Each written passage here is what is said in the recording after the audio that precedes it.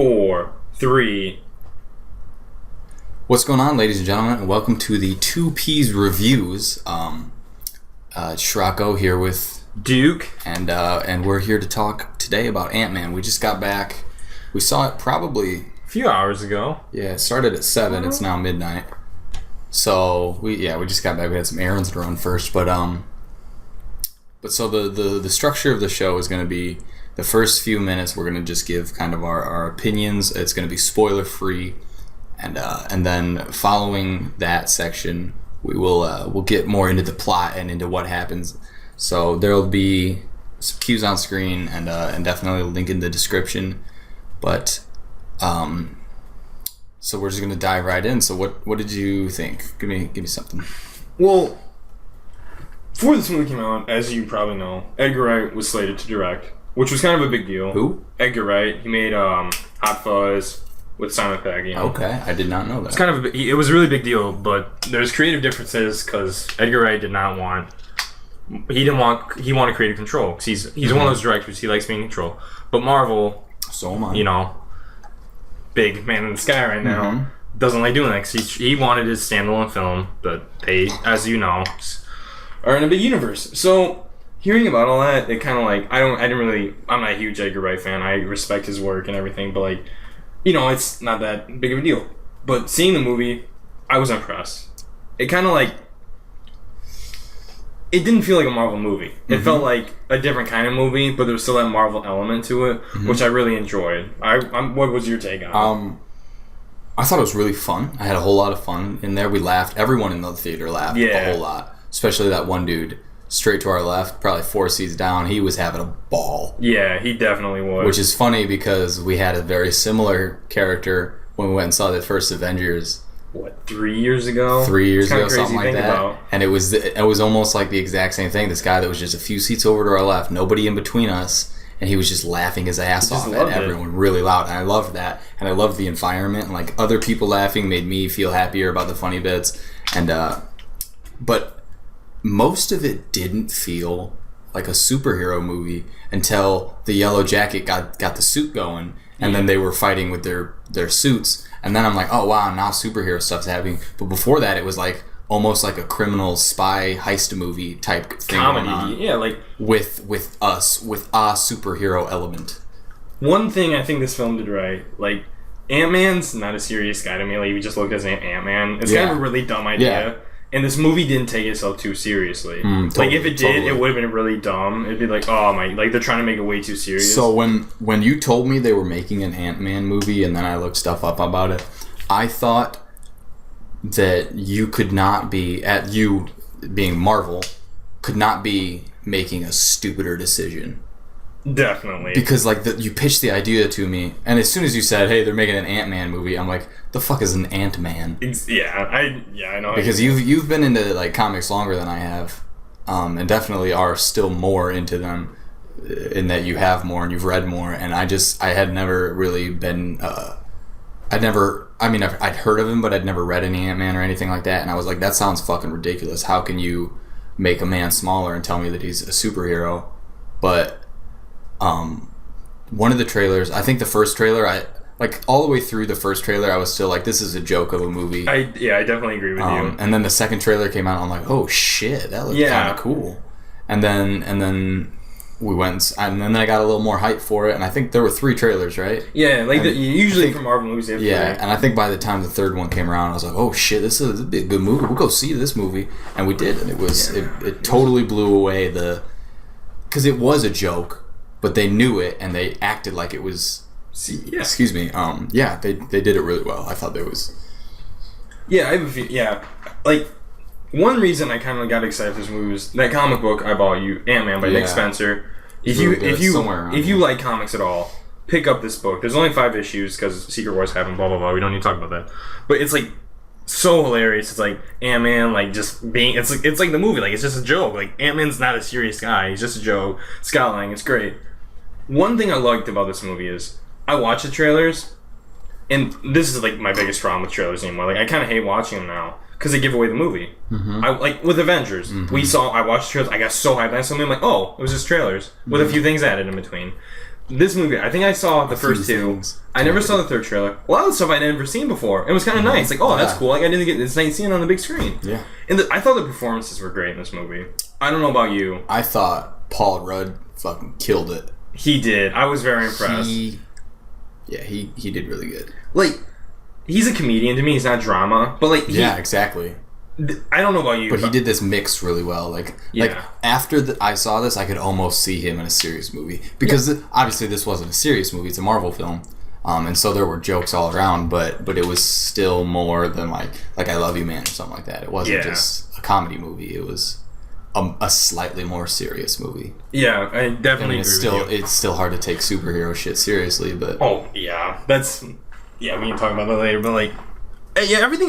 The acting was really good. Michael Pena, his like prison cellmate, I thought he was probably he might have been my favorite character. Just he was so funny. Like he's been in like the movies like Fury, you've probably seen him in. Yeah. But like he's always been serious. I was telling this, I'm like he's hilarious. Like he could. I thought at first I thought he was like a stand-up comedian I've never seen before. But, like he was great. And what you're saying about comedy. This, like, all the Marvel movies have, like, comedy, but not like this. Like, this movie was almost like a comedy action movie. You know, like, there's always, like, joking. This was more joking than the Avengers. Yeah, and I liked how they kind of made fun of the Avengers. Oh, I guess we can't, that's spoiler alerts, but, like, we'll talk about that in a few minutes. But, like, they kind of made fun of the Avengers, and, like, they talk about, like, oh, should we, like, call the Avengers? Like, I think that's funny. Like, they just make jokes like that, and they're, All right, so before we go any further into spoiler territory, let's go ahead and just say... this will be our official reviewing statement. Was it worth paying the money to see it? Yeah, I think so. I would agree. I'm glad I saw it once, and I would even consider seeing it a second time. I definitely would consider seeing it a second time. I don't know if I will though. Now we didn't see it in 3D because neither of us like 3D movies at this point in the technology. The glasses give you a headache, right? I hate. It's just the glasses about 3D. Everything else I like, but it's just they give me a horrible headache. I just think I don't like 3D movies because I think a movie is just as good in 2D. Like I don't need that extra. Yeah, I completely agree extra dimension to it. It's unnecessary to me. So I would rather just save $3 on a ticket.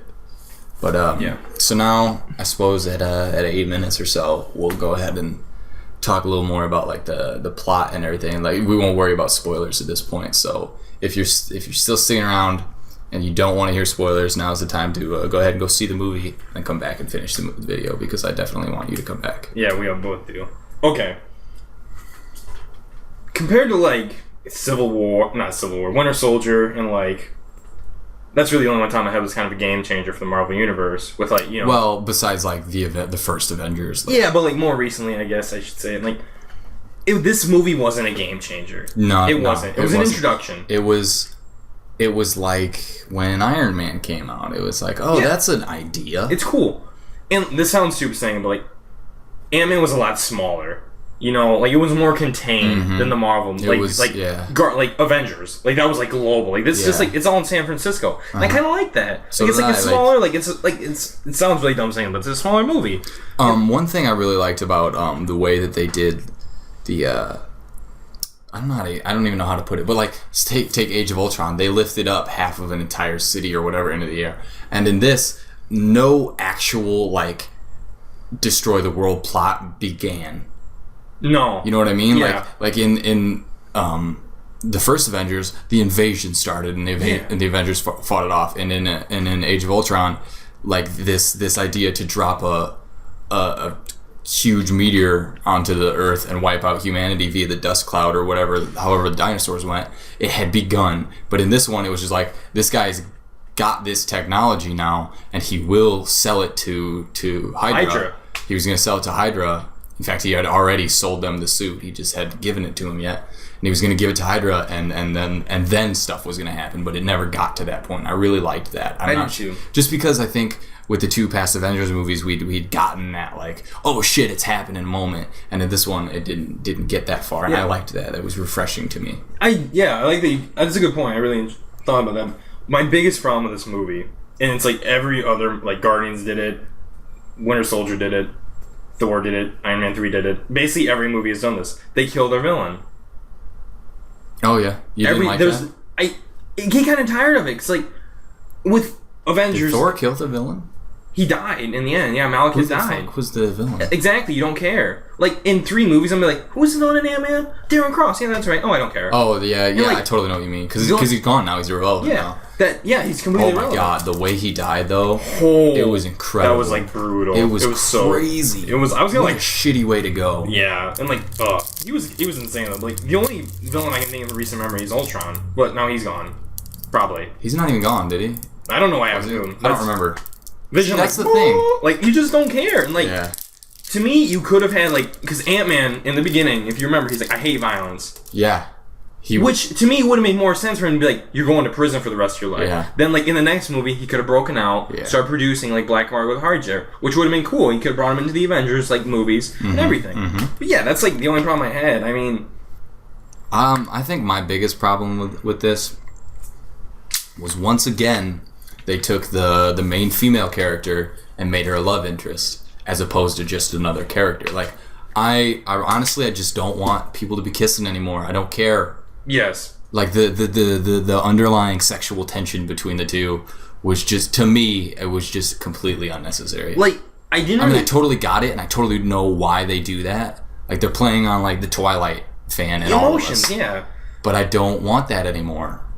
And like it happened in Age of Ultron with Natasha and what's his face, Bruce Banner. Yes, totally unnecessary. And actually, I think that was really like making the Black Widow's character worse. But that's a totally different discussion. I completely agree with you. Like, I kind of like that antagonistic relationship they had. I thought it was interesting. But like now they're just like Hank Pym and his wife. They're the exact same thing. Like, I would have liked it more, like, in the Ant-Man sequel, which I think they're probably going to make one, because why wouldn't they? Well, the thing at the end of the credits said Ant-Man will return. But that's for not Civil necessarily War. In another... He was confirmed for Civil War, like, when they announced it. But if they do make a sequel, it'll probably, like, him and Wasp teaming up. I really hope they don't call her Wasp. Is that what they call her in the comics? Does this happen in the comics? That's so stupid, because that was... Hank's wife's name. I think that's why they call it like a memoriam. That's fucking stupid. They should call her a different bug. Probably. Like they had Wasp, Dragonfly. they had Antman. I like Dragonfly. That's cool. That was my idea. Yeah, Dragonfly, I like that. That's cooler. And she should have Dragonfly shaped be wings. an original character. She's not in the comics. Hope she's not. Exactly. There you go. It would be an OG. Yeah, and it'd be whatever. OG, I think. OG. OC? I don't know. But OG original character. Like, wouldn't it be kind of character? If they make an Ant-Man sequel, they're probably gonna do basically the same thing. But wouldn't it be kind of interesting to see like them like trying to like work together, but just like, oh, we hate each other. Like this just isn't working. I wish that they weren't. Because at the end of the movie, they like Hope, Hank's daughter, is showing Scott out of his house, and then Hank opens the door and sees them kissing, and then there's some jokes ensue. And it was funny. Like I like the way Scott's character handled, or Paul Rudd's character Scott handled it. Like it was funny, but. Like, it would have been so much better if she still hated him for some stupid-ass reason. Yeah. Because most of the movie, she was like, you're a totally unnecessary part of this team. Yeah. I could do it, but I'm mad at you. And I'm mad that my dad, Hank, thinks that you're necessary. I'm mad that you're here. And I liked that better. That, like, oh, I hate you, but I'll still work with you because we need to get this shit done. Relationship they have between each other. It's kind of like the Guardians of the Galaxy dynamic. Yeah. Because, like, I like that whole, like, we're a team, but we're not a team. Yeah, like, we're working together, but we're far from a team. Yeah, we hate each other. And, like... And then at the end, fucking, you got Star-Lord, Chris Pratt, listening to, what's that song called? Baby, there ain't no mountain... What's that called? Ain't No Mountain High Enough. Is that really the name of the song? Whatever. Pretty sure. Listening to that song, and then, you know, the eye contact between him and Gamora, and they both smile a little bit. I'm like, there's obviously a romantic subplot in the future. But you could totally, like, just completely forget that. Yeah, you like, totally they work. I like telling that movie. We probably should. Anyway, when they're like close to kissing, they just don't. Like she's like, get the fuck away from me. It's like I like that because it's your like pelvic sorcery or whatever. That was hilarious. It was good. I would have liked. I mean, they would have completely stole, but like if they showed outside that door when like Scott is and Hope are kissing, if he tried, she just fucking like punched him or something. That would have been awesome. That would have been hilarious. I would have loved that. That would have been more. so much better if he thought that he was like reading some flirting and from he was her. Totally wrong. And he totally misread the situation, and she was like, "No, I actually still really don't like you." That would have fit the dynamic of the movie so and it well. would have been so much more interesting, and it would have, I think, made her character less of a sex object and more of a person in the world that doesn't have to be attracted to the main character because they're the main character. Yeah. I was really hoping, because, like, she was really through, like, that actress, Evangeline Lilly. She's a badass. Yeah, she is. In The Hobbit, I thought she gave a great performance in this and in The Hobbit. She's a great actress. Even though her character wasn't in The Hobbit, I thought, like, that was a solid introduction. Like, yeah, I was really hoping that, like, after, like, Hank gets shot at one point in the movie. He lives, though. I was hoping, like, they'd go back to the house and be like, here, take the suit. Like, you'd have a suit ready for it, and then her and Scott would team up taking on the Yellow Jacket. That would have been cool, too. I would have liked that, because I'm like, oh, that'd be cool. Then you have, like I said, team dynamic. But, yeah, I don't know. What did you think of, like, the shrinking sequences? You know, like when he first shrinks and when he's Ant-Man, he's, like, running through, like, that running party. Around. I was just curious what you thought. I thought they were cool. I liked the way the camera looked. Like, especially right at first, it was a weirdly fish-eyed. Yeah. And but I thought, like, I thought they were alright. I thought cool. So too. Like, one thing, I mean, it sounds dumb, but like in some parts, I was like, "Where the hell is he?" Like, what? I think that might have been their point. Like, a lot of things about it. Like, I understand that ants are very resilient creatures, but he fell like through a crack in the floor and then punctured the ceiling to the next floor. Like, he came through the floor, and I was like, why? How did he get that much momentum? Yeah, I don't understand he's a tiny, like, he would have just kind of like floated down, like. Yeah, it's not like like he would have been stuck in between the floor and the ceiling for the next floor down, because like he falls through a crack in his apartment's bathroom, and then punctures the ceiling to the floor below, which is some weird not on the bottom floor nightclub thing in someone's apartment. That was really weird. And I just didn't know how he got that much momentum. Yeah. It was weird, and he like broke straight through a glass window by being like flicked off something or something like that. And I was like, why are you moving so quickly? Why is he such an unstoppable force? I mean, I understand that he like it's Hope's character like compared it to a bullet if he were to punch someone, but he's not punching someone, he's just flying at a window. Yeah. If I were to take an ant and put it on my finger and flick it at a window, it wouldn't go through the window because it's an ant and it's a glass window. I thought it was like, they talked about early in the movie, the science of it, which I'm glad they didn't go like so ridiculous into it. Like, it kind of made sense, like, oh, I know how to like put the density between atoms smaller, and it makes them more dense, which kind of makes sense in a really weird way. Like, I don't know anything about atoms or anything, but like, they talked about that, so I always figured he's so dense that he's just like weight. I guess that could be. He's like the same weight he is when he's big. Yeah, because that's how we can pack the punch. It would be the like same a weight, singularity where he's heavier. Effect. You know, that might be it. You might be right. That's what I thought. I'm like, oh, he's like the same weight he normally is. He's just small. See, I just thought he was stronger like an ant because ants are like can lift whatever. That's like I did like that how they kind of explained it and everything with the science. I liked how they very quickly and briefly explained it without going like super science mumbo jumbo, but they're like. And they said what it does, like at a level that I took 2 years of science in high school, and I was able to I got it. I mean, I understand that it's obviously not real science, like that can't. It's impossible. That's not a thing. Yeah. But I understand the science that he's saying. One thing we have not mentioned yet is an Avenger appears in this movie. Yeah, and not an Avenger I'd expect. I did not expect to see him in this. Not one of the actual Avengers. Like, he's a new Avenger. This new Avenger team I don't count yet until they have their own movie. I really love this Avenger, though. But Ant-Man is his final training task before they're ready to take on Cross and the whole big bad organization is he has to break into... I don't remember what he had to get. He had to get something for the circuits. Yeah. Something Hank Pym designed that he hasn't seen in a long time. And it was in what he thought was, or what used to be an old Stark warehouse, but is now the Avengers. New Avengers facility from the end of Avengers Age of Ultron. Yeah, where they're training, and the Falcon is there. For some reason, he's the only one there to defend the base or whatever. I don't know where the fuck Scarlet Witch and Vision and Cap were. But it was just Falcon, and he had these goggles that allowed him to see the Ant-Man, and then they had this little duel, and it was interesting. I really liked that kind. I was like, I liked how they had him instead of like Captain America. Like, it was kind of like, oh, that's Falcon. It was cool to bring that character in. Like, I liked the way they did. He hasn't really been in him much besides like. And I liked him. I loved him. Yeah, he's cool. Yeah, and like I really liked how like. Kind of like he's dropped like right at the end again with Michael Pena's character. He's like, dude, the Avengers are looking for you. He was like, and they just ended. I'm like, oh, I love that ending. Like, then they had like there's a mid-credit scene which is, as you said earlier, Hope gets her armor or suit, whatever you want to call it. Then there's another. We waited, and it was kind of a payoff. I mean, honestly I can't even remember. Oh, I totally remember. It was Civil War. Yeah, teaser,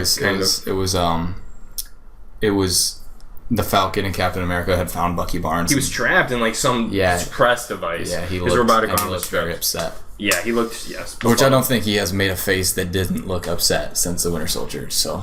Okay, you know how in the comics though he becomes Captain America, Bucky Barnes. You told me, yeah. I really hope he doesn't, because I don't like that actor isn't Captain America. I don't like him. I don't want like that Falcon actor to become a Captain America.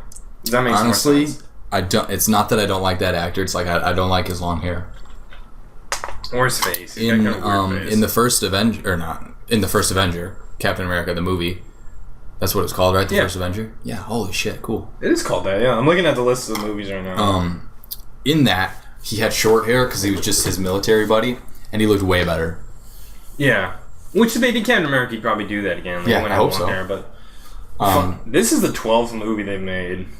I don't understand why his face wasn't all scarred up. But that's an Avengers or a Captain America discussion. But when he took his mask off, I really expected it to be all burned or something. Like something like around his eyes, because that's always where they put him. But like that scene didn't. Obviously, that something's happened, and during that scene, they kind of talked about how they put it. Like, yeah, I have it right here. What did they say? They said like, "Oh, can we call Tony?" Like, Falcon recommends. Right. Cap's like, he can't help us anymore. Yeah, and he said something about the Accords. So I'm assuming either this is the fallout of Avengers: Age of Ultron, or something happens at the beginning of this movie. If you ever read the Civil War comic, which you should, by Mark Millar and Steve McNiven, it's phenomenal. In the beginning of the comic, this supervillain blows up a town. Kids are killed. School's leveled. A bunch of kids die. You know, I like that because a lot of supervillains try and do shit. They just don't. The guy's name, his power is basically he's a nuclear bomb. Who is? Nitro, I think. Never heard of him. He's not. He's really small. He's a nuclear bomb? Like he can go off That's basically his power. He's just like... He can explode one time and then that's it? No, he's like, he lives. Oh, okay. He survives. I thought like the way... kind of leases and... Okay, I got it. I was like, he just blows up, that's it? He has a really cool line though. Like this, like, I think it's like... Someone catches up to him, he's like, you're playing with the big leagues now. Just levels the town. Then the government's like, we can't trust these people. They need to be registered. And Tony Stark, blah, blah, blah. Anyway, registers. So him and Cap are at odds because Cap has seen what happens when people have to register, like such as in Nazi Germany with the Jews. Anyway, I think, like, because Cap looks like he'd been beat up a little bit. He don't look so good. Neither did, like, Falcon. Yeah. They're kind of talking, like, Cap's like, we got no one to turn to. Yeah, we're alone. We're on our own, is what he said. Now that I'm thinking about this, though, like, Ant-Man's a solution. Out of all the people they could call... He beat the Falcon. But that's Falcon. That's not Iron Man. Like, Falcon's good, but... I think Ant-Man could, because in that comic book you had me read, I just read the first issue, but he totally broke into Tony Stark's office in order to get a job. So I think Ant-Man would be acceptable against... He would be a good... I guess now I'm thinking, like, Ant-Man and, like, Falcon are kind of the same. They don't have powers either. They just have kind of, like... It's the suit. Yeah, the suit they have, which is really cool. But like, but it's also same with Tony Stark. But yeah, so we'll think. I think that he would be a good solution because maybe like he they wouldn't recruit Ant-Man to fight Iron Man. They're break in while they're fighting. Yeah, like he would be their agent. They're like their special ops kind of guy. I really hope this next Civil War though. I hope it has stakes. Yeah. Because the other ones don't. Like, spoiler alert, in the end of Avengers Age of Ultron, Quicksilver died. I couldn't care less. Now, like, months ago the movie came out, but it's like, really? They killed the guy you just introduced? Yeah, the guy we just introduced. It's kind of like the same thing. We hardly have this emotional connection to. Like, if they killed, like, Iron Man, I'd be like, holy shit. Like, you can't do that. Like, if a character's been in several movies, they should kill Hawkeye. I've said that since that movie came out. Should have killed Hawkeye. That's a completely different conversation. Honestly, I think if people didn't like Jeremy Renner so much, they probably would have by now. Yeah, that's very true. I would have. I would have saved Quicksilver and killed Hawkeye instead. So here, that's we're getting off Ant-Man. We're getting off Ant-Man. Yeah. What else is there in the plot that we can? I'm trying to think right now. Like, we kind of covered a lot. Yeah. Well, I liked that. I don't know about you, but this movie was very relatable compared to the others. kind of like guy's just down on his luck. Oh yeah, just can't really like. He doesn't have like I kind of like because at no point in my life have I ever felt like Tony Stark. No, or Captain America or Falcon. Yeah. Like I don't like. Probably the most relatable was like Star-Lord. Just feeling out of place, I guess. Like that'd be like the most. But that's even big. Like I kind of like really related to like Scott Lang. Like this guy's just down on his luck. I'm obviously not. I don't have a daughter nor am I a professional but like, he's just down on his luck. Yeah, he's in a hard time in his life. Yeah. He doesn't know what to do. He doesn't know where to turn to, and gets a second chance. Yeah. But I mean, it's a good way to put it. Yeah, I didn't even think of like. I didn't realize that I related to him so well. Yeah, now I'm thinking about that. Like he's like this. Where would you rate this among them? How would you put this on there? I would put this above like everything but the first Avengers and Winter Soldier. And Guardians, obviously. I honestly give this number 2. Behind Guardians.